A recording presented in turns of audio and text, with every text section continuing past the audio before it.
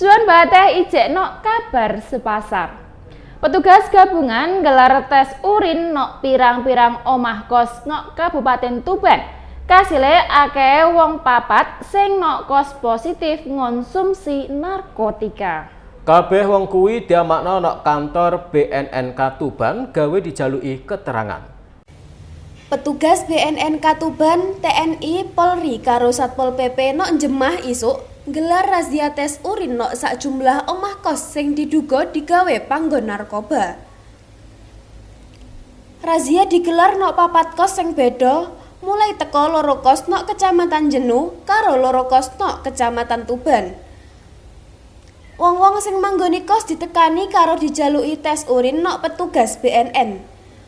Ketoke wong-wong kos kuwi sing kae tangi padha bingung pas ndelok tekone petugas. Kepala BNNK Tuban, AKBP Bagus Cahyono jelasno, nek razia iki petugas ngolehno papat wong kos positif konsumsi narkotika sing jenise sabu.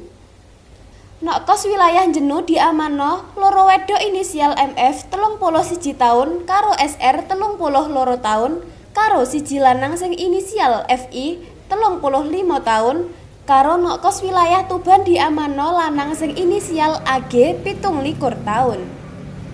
Kabeh mara diamanno nok kantor BNNK Tuban gawe dijaluki keterangan luwih lanjut. Petugas uga ngimbau ben masyarakat luwih ati-ati karo ora gampang kejebak. Apa maneh ramene dugaan muncule narkotika jenis vape. Diki Muhammad, JTV.